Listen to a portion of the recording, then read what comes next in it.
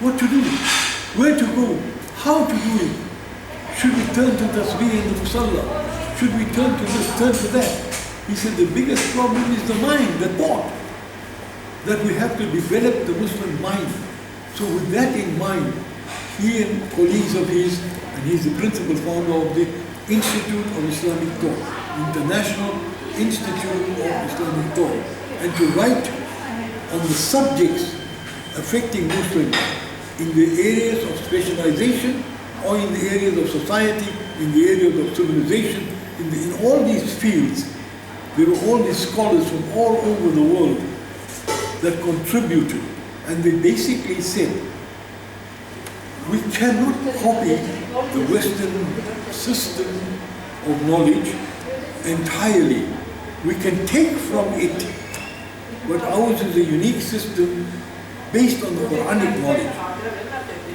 So at first, the first step was the Islamization of knowledge. In other words, if you're going to teach biology, then teach it as an Islamic subject, as a Quranic subject, right? But so much advances were made in biology or in mathematics that to catch up with them would mean to copy them. So the idea came that we should make our own textbooks on all these subjects. Take what is good. This is the knowledge that exists in the world. And as you know, the Prophet said, knowledge is the lost property of the believer. He takes it wherever he finds it. So you must take the knowledge that exists today, but apply it in a context of understanding deeply the Quranic message. You know, from the triple IT that's created and formed, just maybe summarize some of the writers and their specialization, some of the books that they've written, maybe 2 or 3 of them, that comes to mind, and their contribution. You see, there are books that have been written on, for example, this book here, The Quran and Politics. Think about this. What does the Quran have to do with politics? For those who think Allah subhanahu wa ta'ala, Jalla Jalaluhu, the creator of this universe, will not guide us in this field of politics, this is ridiculous. He is the creator of the universe. He is the one that gave us this mind. So what does he have to say about politics? So the first period in Mecca, called the Meccan Period, for 13 years, as you know, the Quran was being revealed and their hands were tied. They were not allowed to be loose from the community because of persecution. 100 or so of them up to the end, 13 years, studied and stayed in the house of Arkam. Right? Arkam was the person in his home. The companions met and heard the Quran directly from the Prophet. So the Meccan Quran is often referred to as the political dimension of Quran. It's called the Meccan Quran, right? So the Meccan Quran meaning Meccan verses. Yes, 13 years. Yeah. Right. The Medina verses were dealing with the life and challenges of governance, of all this, right? But the first 13 years was building this mind. So look at this here, the Quran and politics, right? Now, how do you understand politics in the modern world? This is just one example. Which political thought, idea, movement do you follow? So there was a time when the Muslims, in a period after the Khilafah, after 1923, they fell into the trap of Marxism, right? And so they adopted Marxist philosophy and so forth. So these were periods of trial, and then nationalism, Arab nationalism, especially that was practiced in Syria and Iraq and founded by an Arab Greek by the name of Michael Al-Faruqi, who made this political movement, and he's based his idea that Arabs were great. Arabs made Islam. Islam did not make Arabs. So that's how he was able to bring in the atheists, the people that were Jews, Marxists, whoever, brought them into this political movement, right? So we have in every sphere, there is on historical, there is on philosophical, there is on educational, in all aspects. The Quran touches on each one of these things, but from a perspective of the Creator communicating to the created. Okay, so I think that's it for Triple IT, a summary of Ismail Al-Faruqi. If you can get hold of the Triple IT books, there are 270 books like this one here. This is just one. So I think there are 270 books, right. Triple IT, and if you can get it from Mariam. Or just Google it and you'll find the website. Triple IT. Next one. The one who wrote the road to Mecca. Muhammad Asad. There's Muhammad Asad. This is the other book that he has written, The Laws of Ours. Now, Muhammad Asad came into Islam when we were at our weakest. This was the darkest period, one of the darkest periods of our life. Question is, who is Muhammad Asad? What is his background? And coming into the Muslim lands when we are at our weakest, what did he see that captured his heart? So, a brief history of Muhammad Asad first. All right. Muhammad Asad, his name was Leopold Weiss, was a descendant, son, grandson, great-grandson of rabbis in Germany. Germany was the intellectual heart of civilization from a Western point of view. If you wanted to acquire higher education, you went to Germany. Even Muslim scholars, even Muslim scholars came to Germany to study. So we know, for example, that some Muhammad Iqbal went to there. We know, for example, that so many of the great scholars of the time, in other words, that's very interesting. It was a place where you gravitated to if you wanted to acquire the highest level of civilization and education. So Muhammad Asad, as a Jew, as a grandson, son and great-grandson of rabbis, graduated from the universities in Germany. And he had a very high level, intellectual level. So he worked with the newspaper in Germany called Frankfurter Zeitung, the Frankfurter Daily. At that time, the great changes that were taking place in the Muslim world, at the end of the First World War, when Germany lost and the Muslim world lost, and we lost our Khilafah, and we lost all our sacred places, and so forth, right? So all of these things were happening. It was a time when great turmoil was happening, and the Muslim world was being torn apart. So his newspaper picked Muhammad Asad, Leopold Weiss at that time, to go to that part of the world and report back to Germany. And German newspapers were able to report to the people of Europe. So they had a very important role understanding what was happening and how to interpret what was happening in the Muslim world, in the Muslim Arab world. So he goes to that part of the world as a Jew, as a German, as a philosopher, as a scientist, as a historian, and starts to write back. In the process of his interaction with the people in all these places that he went to Egypt, he went to Tunisia, he went to Libya, he went to Sudan, he went to Jordan, he went to all these countries. Pakistan, India too, right? No, later. Later, okay. But in all these countries he goes and he's interacting with the Muslim world and the Arabs in particular. And he's questioning, and in the ashes of this civilization, there's a bright spark, an ember, a light that he sees. In the darkness of this destroyed civilization, he sees something, and it makes him wonder. What he sees shocks him, because he sees something so beautiful. So he begins to question and question and question. One day, he's sitting in a taxi going somewhere, and he's asking the taxi driver some questions. Now he's dressed as a German, suit, tie and all that. He's got his hat or cap on. So the taxi driver turns around and tells him, "Sir, are you a Muslim?" So Muhammad Hasan was shocked. Why would you ask me if I'm a Muslim? I said, only a Muslim can ask these questions. Only a Muslim can ask these questions. And you must be. He said, I didn't have to take the Shahada. Somebody proclaimed me Muslim, right? And from that moment onwards, his journey starts. And the scholarship in him, the dynamism in him, the urge in him to learn. So he goes deep into the Quran.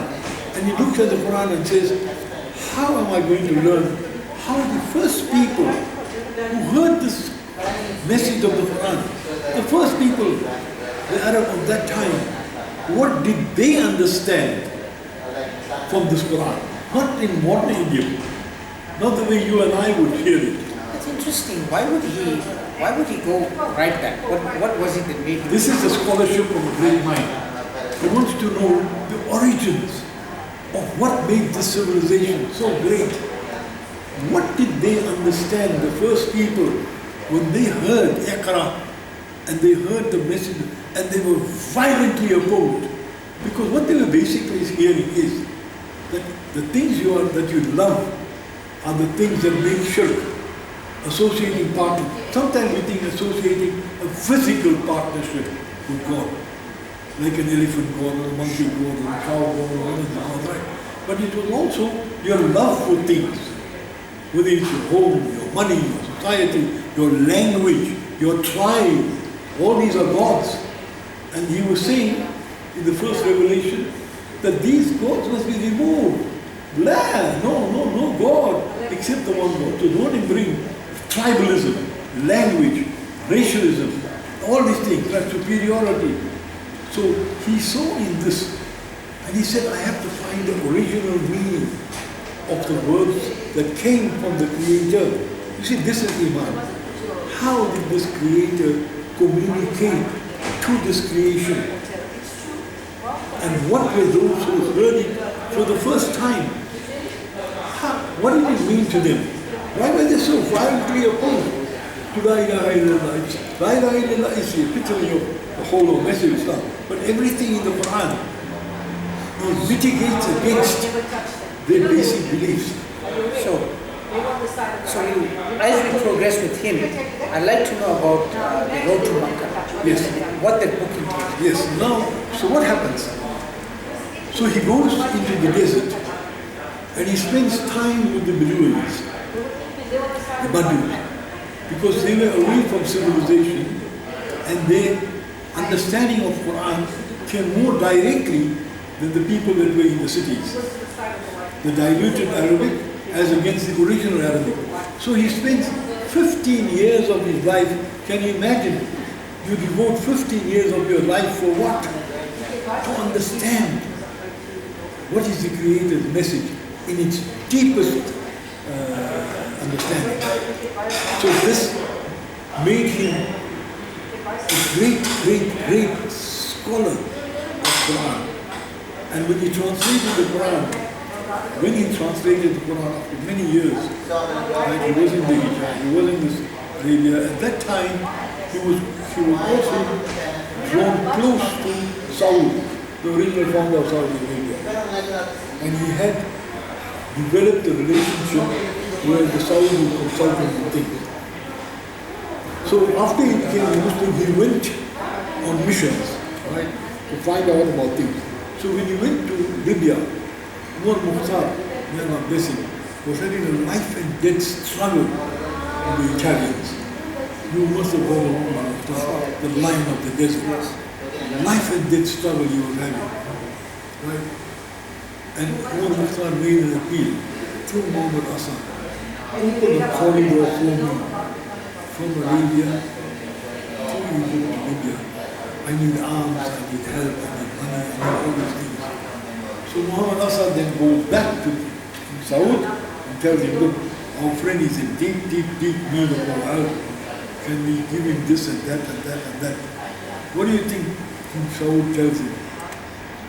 Tell Umar Mukhtar, come here, I have a nice villa for you. Can you imagine? When he's fighting life and death struggle. And here, appealing for help. And the help, instead of giving the help, he's told, I have a nice villa, forget about your study. Not surprising. Yeah, so if you see what's going on with The Saudis. The Saudis at the moment, you can understand where its origin were. He told Muhammad Asad, I have only one interest, and that is put his hand on his chest, my kursi. Right? When the Khilafah ended, again Muhammad Asad rose to Saudi and said, look, the two main centers of Islam, the Haramain, are in your hands. Declare yourself as a Khalifa, because in our entire history, we have not had a moment when we didn't have Khalifa as the head of the Ummah. Saud says, I have no interest in that. I have only interest in my quality. My chair. So even today we are suffering with the same thing. Why? Because today you only hear the keepers of the Haramain. That's all. I'm looking after the Haram. Not in looking after Islam, not looking after the Ummah, not looking after the Muslim. I'm looking after the Haramain. Well, Allah doesn't want you to look after. He look after his own Haram. Right? But he's the keeper of the Haram. And we are the suckers, accepting that this keeper of the Haram is doing us all a great favor. So that's the background. Now when he came to this road to Mecca, he was so deeply touched by the journey that the Prophet ﷺ took, right, from Mecca to Medina and back, that the road to Mecca expresses his journey itself of how a person with a German mind and German intellect who will be coming back, who will be saying to himself, I see something in this religion so beautiful that I set aside all my intellectual and civilization and modernity for what I see in this Islam. So that is what the road to Mecca is, such a revealing book. I read it many, many times, and I would suggest to you that you read it to also understand how this man's journey and how he studied and how he taught us things. So we had him with our guest. His translation of the Quran is in my opinion, is the best translation. Did you have him as your guest? Yes, because nobody wanted to print his Quran. When he had his Quran, there was nobody who was ready to print. So we printed the first 10,000. Right, and we had him here. Now Muhammad Asad had a problem. His problem was not the actual translation, which was far ahead of any translator, because he had a deep knowledge of every word, every harf in the Quran. So his translation was absolutely brilliant, no doubt. But he had a difference of opinion with regard to some things. Now the Zahiri school has a problem with the classical commentators. For example, their view on heaven and hell, right? They say the Quran is only giving you an idea of what is heaven and what is hell. Don't take it physically that there will be like grapes and milk and honey and this is just what your mind can only absorb. Your mind can only tell you that much. But what Allah has prepared for you, Allah said, you don't know what I have prepared for you.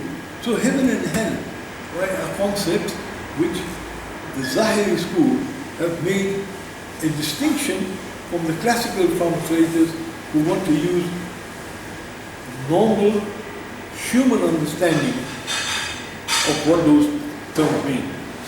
So there are some things where he had a difference of opinion, and the scholarship in him, there were four things, right? The concept of heaven and hell being one, the concept of angels and jinn being another. So there are four things in which he differed with the classical commentators. So the Saudi authorities told him, either you change your opinion and correct this misunderstanding that you have, or we'll have nothing to do with you. Understand, at that time, he was given a royal stipend. You know what a royal stipend means? ministers, whatever it comes with, a home, car, private, diplomatic passport, everything he was given. So he was given the word, and for his scholarship and for truth and what he stood for, he preferred to leave all that, right, and come out of Saudi Arabia.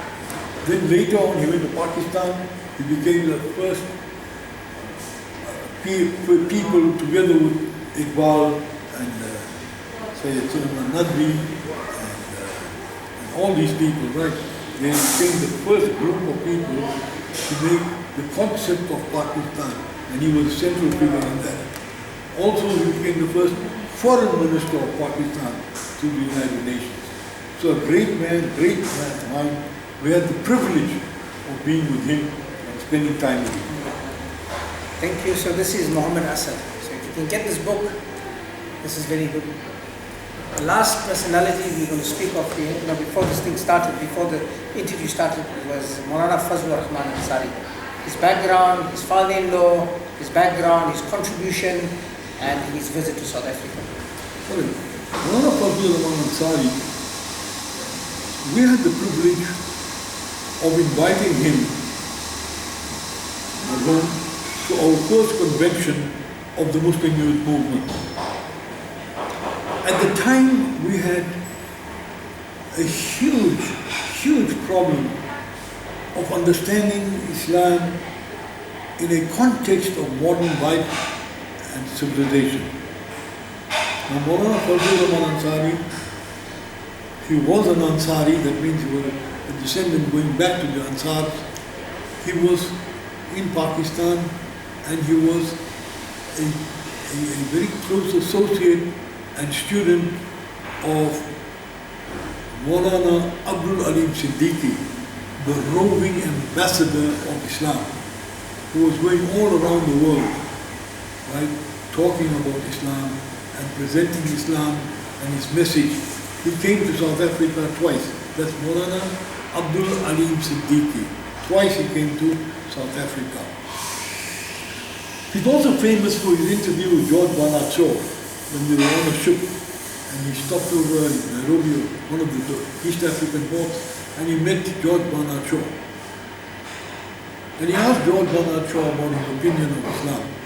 George Bernard Shaw, without that of an eye, said, the best thing I saw in the world was Islam. The worst thing I saw in the world were the Muslims. So there's a little booklet, George Bernard Shaw and Maulana Abdul Alim Siddiqui. So Maulana Fazlur Rahman Ansari was traveling the world, right, as an ambassador of Islam with Maulana Abdul Alim Siddiqui, a great mujahid, a great scholar, a great preacher, and a person who touched people from Malaysia to Trinidad, from Cairo to Pakistan. He touched people all over the world. That's Maulana Abdul Alim Siddiqui, whose daughter Maulana Fazlur Rahman Ansari married. When Maulana Abdul Alim Siddiqui passed away, before he passed away, he gave the mantle, so to speak, to carry the message forward to Maulana Fazlur Rahman Ansari. Maulana Fazlur Rahman Ansari was a great scholar of Islam. He studied at Al-Azhar, he studied at Aligarh, he studied at all the great universities, and he was a great intellectual mind. And when he spoke to so much depth. So Fazlur Rahman Ansari, at a time when we as young people were searching, we didn't have the knowledge that we should and we were hungry for until Fazlur Rahman Ansari came. And when he came, he literally blew our minds. He made us understand in an unbelievable way, especially the students in high school, universities, and of course the intellectuals and all that, what Islam really meant. So his book here called Islam to the Modern Mind, really, it is to the modern mind. It's not something based on waqiyat. You know what is waqiyat? Storytelling. It's not based on hearsay. It is based on deep knowledge, right, to the modern mind. What does the modern mind feel, and how is Islam related to the modern mind, Islam and modern mind? So he came as the guest of the Muslim Youth Movement at his first convention in March 1972 at Salim. And he then took Maulana Fazlur Ansari for the lecture tour of South Africa, to all the centers all over South Africa. So he was a person that touched the lives, and many, many, many people that I know who were in different fields. There were 2 people in medicine. They left medicine to do Islamic studies. And there were many other people that left South Africa and went to Alimia Institute in Pakistan to study under Maulana Rahman Ansari, Fazlur Rahman Ansari. One of them that we have is Mohsin Ibrahim, who also from Seychelles, who also went to Alimia and he became Alim there. So Islam to the modern mind was touching issues affecting the modern mind, not just the Muslim mind, the modern mind. And his lectures brought out things that we found so enlightening that it made us relate to those issues from a totally different perspective. So Fazlur Rahman Ansari made a great contribution to the Muslims of South Africa. Thank you very much. Jazakallah. I think that's it. So we spoke of the background of Quran, the political movement, and a few other political movements in Malaysia and everywhere else. We started off with that. Then the first personality we connected to Ikhwan was Yusuf Al-Qaradawi. Then we spoke of Ismail Al-Faruqi and the triple IT and the concept of knowledge and how important it is. So that was his emphasis. The other one was Muhammad Asad and his experiences and how he embraced Islam. And of course, Fazlur Rahman Ansari and his influence, as well as the influence he had on the people of South Africa. All these four people, if I had to ask you, in just one paragraph, just a few lines, what did all 4 of them have in common? All 4 of them said Islam is a way of life. Quran at every stage is able to address the issues affecting humankind and find answers, not waqiyas, not sitting on the tasbih and hitting the beats, but practical answers to the challenges facing Muslims. Jazakallah. Thank you, Brother Ibrahim. Jazakallah. Assalamu alaikum.